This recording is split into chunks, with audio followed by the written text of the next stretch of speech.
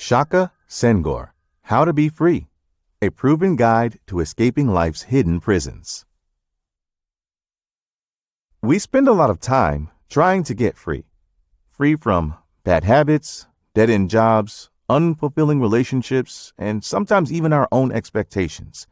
But often when we think we're chasing freedom, what we're really doing is running in circles, trying to catch a feeling that was never external to begin with. We tell ourselves we'll finally relax once we've ticked every box. We'll feel confident once we've achieved more.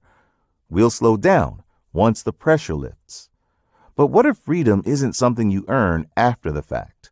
What if it's something you claim right here, right now? That's where this journey begins, with a radical reframe. Freedom isn't the absence of struggle, it's the presence of choice. It's deciding to lead in your work and your relationships with love rather than resentment or control. It's choosing joy on the hardest days, not just the good ones. It's facing fear, not with the promise of elimination, but with the courage to move forward anyway. And it's showing up again and again, not because it's easy, but because you believe in your ability to grow through it. This Blink is a guide for anyone ready to stop waiting for the right moment and start living from a deeper place of truth, purpose, and personal power. It's not about being perfect. It's about being free and finally giving yourself permission to live like it. Love leads the way. Boundaries keep it strong. Love isn't just for your personal life. It's a powerful leadership tool. It has the potential to transform how you lead at work, connect in relationships, and take care of yourself. But to work, it needs to be real. It has to be grounded in self-awareness, fueled by intention, and protected by clear boundaries. Start with this truth. Love at work is different from love at home. You can be deeply committed to your job, your mission, and your team, and still know when to walk away. The emotional energy you bring to your work can't come at the expense of your personal well-being or growth. Passion is powerful, but when it crosses the line into over-identification, it becomes a trap. It's why employees feel betrayed when a colleague leaves, or fans get angry when an athlete switches teams. But switching paths doesn't mean you didn't care. Sometimes the most loving choice is letting go, not clinging. The same principle applies to leadership. See, love doesn't mean avoiding hard decisions. It means making them with compassion. It's about building cultures of trust where people can be themselves, speak up, and feel seen. That starts with you. If you want a culture of care, show up with care. If you want respect, lead with it. The energy you bring into your relationships, professional and personal, sets the tone for what comes back. Love is a mirror. What you project is often what you receive. But love without boundaries burns out. Whether you're managing a team or raising a family, you can't be everything to everyone. Creating limits isn't selfish. It's essential. It's what keeps you grounded. It protects your energy, your integrity, and your ability to give generously without draining yourself. And that starts from within. Self-love isn't just a nice idea. It's the foundation for every healthy relationship in your life. If you don't love yourself, it's hard to love anyone else in a consistent, sustainable way. You can start small. A 5-minute evening reflection on how you showed up in your relationships, or a weekly self-care ritual. These practices build self-trust. Over time, that turns into emotional resilience. If you're in a partnership, build a shared vision. Sit down and talk about your goals. Revisit them. Celebrate milestones together, even the tiny ones. It strengthens your bond and reminds you that love is a collaboration, not just a feeling. Real love, whether at home or work, doesn't mean being perfect. It means being present. It means creating space for yourself, for others, and for something bigger than just getting through the day. Joy is a choice. Purpose makes it last. Joy isn't something that just happens. It's something you build. It's not only in bursts of laughter or big celebrations. It's in the small, intentional choices you make every day. Choosing joy is about showing up fully, being present, and learning how to create light even when life feels heavy.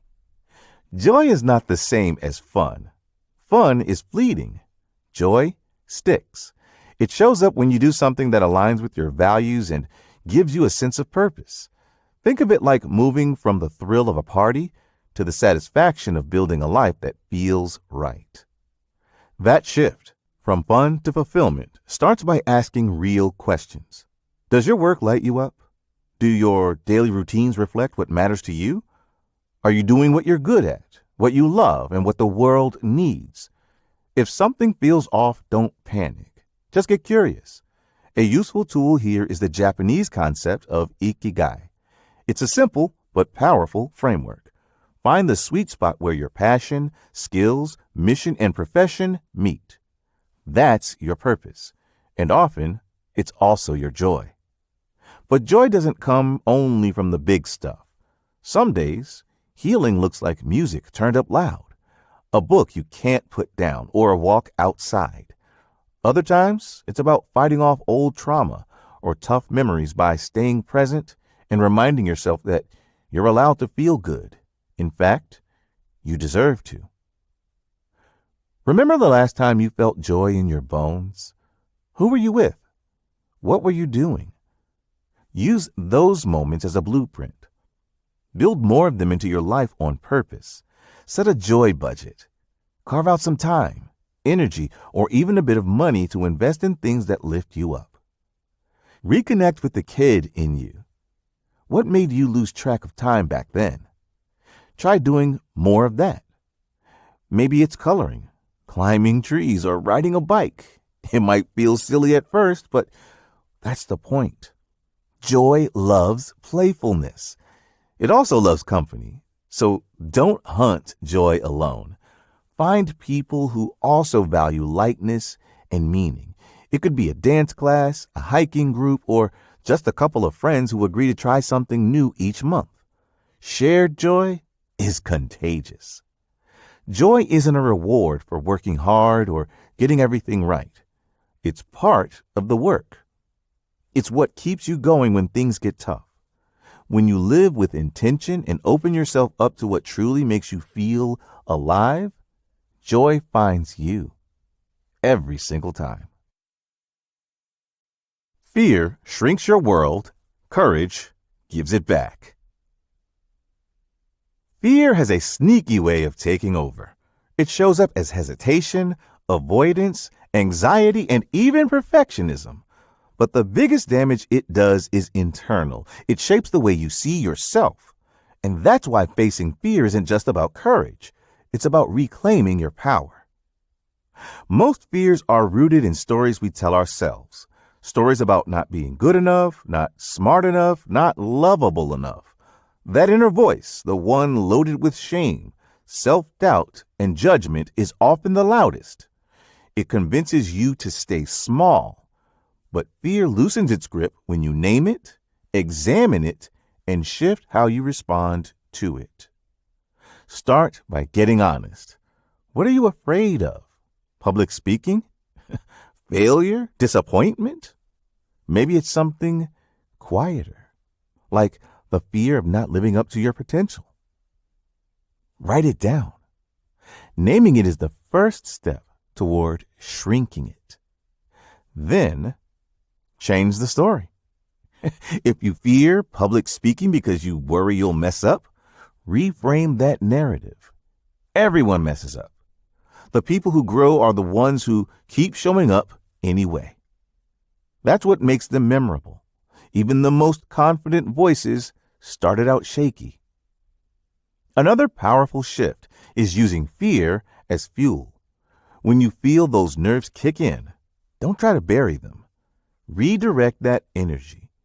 Let it sharpen your focus and push you forward. Instead of resisting fear, move with it.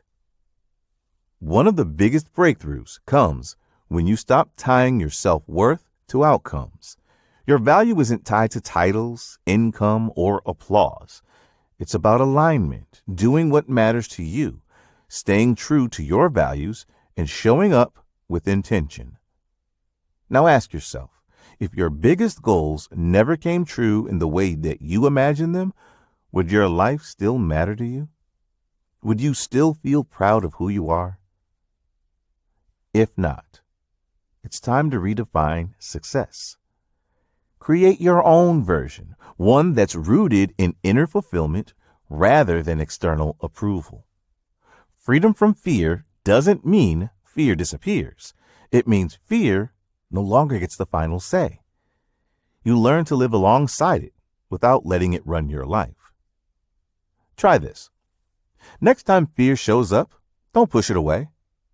Thank it for trying to protect you, and then choose action anyway. Your courage builds in small moments. Each time you make a call you've been dreading, speak up in a tough conversation, or chase something that scares you, you expand what's possible. That's how you grow. That's how you win. Greatness takes belief, persistence, and doing the work every day. Becoming unstoppable isn't about being fearless or flawless.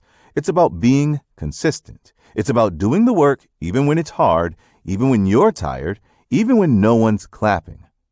What separates people who rise from those who stay stuck is a simple truth. They keep showing up. Now, let's take Muhammad Ali. He didn't become the greatest because he never lost. He became the greatest because he got back up. He stayed patient. He waited for the moment, and then he struck. Or think of Steph Curry. He's missed more shots than most players have ever taken, but he keeps shooting. That's what makes him legendary. Not the perfection, but the persistence. And it's not just athletes. Everyone faces internal battles. Self-doubt, guilt, shame, fear. These are the invisible prisons that so many people live in, even if they look successful on the outside. Sometimes the most confining walls aren't physical. They're the mental stories that tell you who you're not, what you can't do, or why you don't deserve more. But here's the thing. Those walls are breakable. You don't need permission to knock them down. What you do need is belief. Not blind confidence, but daily self-affirmation. Start simple. Try standing in front of a mirror and saying out loud one thing you admire about yourself. It might feel awkward, but that's the point. You're rewriting the script. We're quick to cheer on others, to see greatness in athletes, artists, and leaders, but we rarely do it for ourselves. That's a problem. Because if you don't believe in your own potential, it's hard to convince the world to believe in you. Being unstoppable is a decision you make daily. It's choosing to move forward, even when conditions aren't ideal. Like Diana Ross singing in the pouring rain, you show up anyway, with grace, with grit, and with your head held high. Want to build that spirit? Start by choosing one area of your life that needs more discipline. Maybe it's writing, maybe it's fitness, maybe it's finally launching that idea you've been sitting on. Set a small goal, make it measurable, then commit to it daily. Not perfectly, just consistently. Unstoppable isn't a superpower. It's a habit. It's forged in setbacks and strengthened with every bounce back. And the good news? You already have everything you need to begin. Freedom lives in the present, and you get to choose it. Freedom isn't something that happens after you check all the boxes, pay all your dues, or reach a milestone. It's not something handed down by someone else or earned through achievement. Real freedom is internal. And more often than not, the only thing standing between you and it is your own mindset. Here's the truth. Freedom begins the moment you stop waiting for permission. You don't need the perfect job, the right partner, a clean past, or even the approval of others to feel free. All you need is the willingness to be fully present, right now, and to let go of the thoughts and stories that keep you stuck.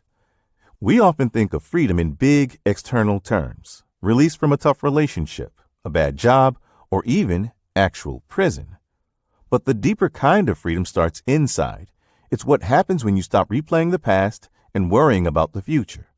It's found in the quiet, simple choice to focus on now.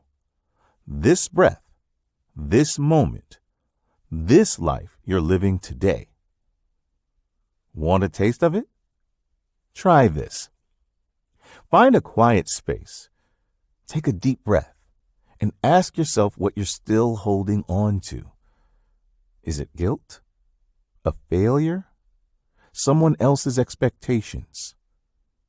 Picture it in your mind, and then, on the exhale, release it, even if it's just for a moment. This kind of presence isn't a luxury. It's a practice.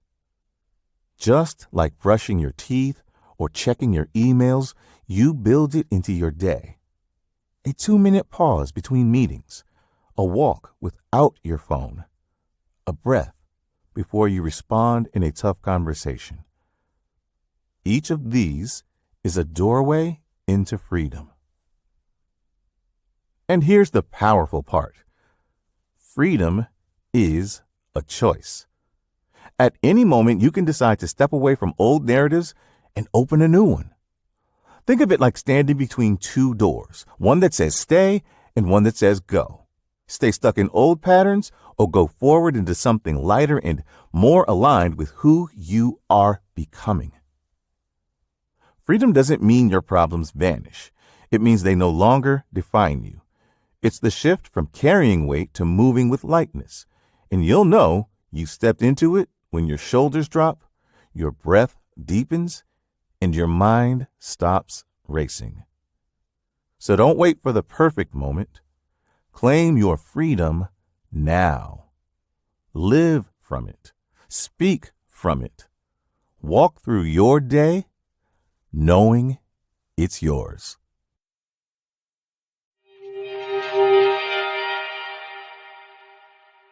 In this Blink to How to Be Free by Shaka Senghor, you've learned that real love requires clear boundaries and begins with self-respect.